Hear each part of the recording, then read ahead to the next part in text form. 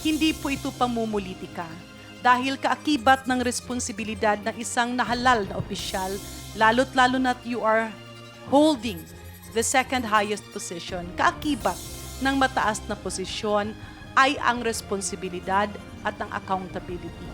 Umangal ang ilang kongresista sa pinakahuling pahayag ni Vice President Sara Duterte nang manawagan nitong itigil muna ang pamumulitika sa gitna ng ginagawang paglilitis sa kanya ng Senate Impeachment Court. Ayon kay House Deputy Speaker at Iloilo Representative Janet Garin, hindi selective ang trabaho ng mga nailuklok sa gobyerno.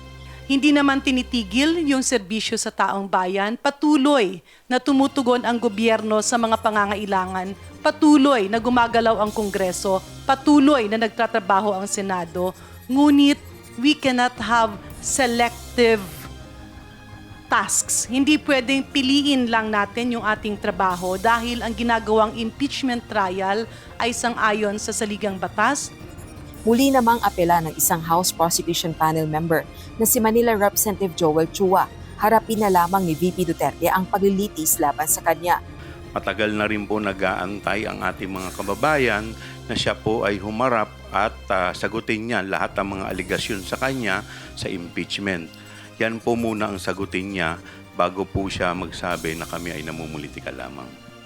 Samantala, binigyang diin naman ni Bicol Saro Party List Representative Terry Ridon, miyembro rin ng House Prosecution Panel, may ginawa ng pag-amin sa matinding ginawang pagbabanta ni VP Duterte laban kay Pangulong Ferdinand Marcos Jr., ang defense team ng pangalawang Pangulo.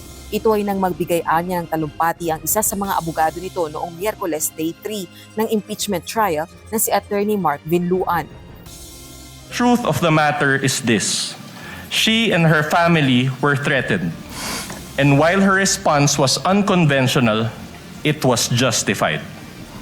What triggered her response was a question about Operation Romanov, which is the plot to eliminate VP Sara and her entire family. They're admitting the threat of the Vice President against the President, only that it is justified. So, yung pong whether it is justified or not, it is not for the prosecution to say. It's also not for the defense to say. It is for the appreciation again of the Senate Impeachment Court. Dagdag pa nito, hindi lamang ang ginawang matinding pagbabanta ni VP Duterte ang dinidinig ngayon ng impeachment court, kundi maging ang anyay tila lumalaganap sa bansa na kultura ng pagbabanta. Ang nakita ho natin, the followers follow the leader. Hindi ba? So, if the leader had made threats against the president, kahit yung mga sumusunod ho sa kanila, gano'n din yung ginagawa. Doon ho sa umuusig sa kanila pong leader. Hindi ba? So, I think very important nga ho na in the same manner na we are exacting high accountability on the Vice President for grave threats against the President and his family. Dapat gano'n din ho kataas yung sigasig ho natin doon sa paghahabol sa lahat po ng gumagawa ng mga pagbabanta. Mismong si Representative Ridon ay biktima umano ng digital threats matapos pagbantaan ng isang Lebak Sultan Kudarat councilor. Nakikipag-ugnayan na ito sa Cybercrime Investigation and Coordinating Center o CICC para siyasatin ang insidente at kung kinakailangan ay sampahan ng criminal charges o patawan ng suspensyon. Rosalie Coz, UNTV News and Rescue. Diyos ang aming sandigan, serbisyo publiko ang aming pinahahalagahan.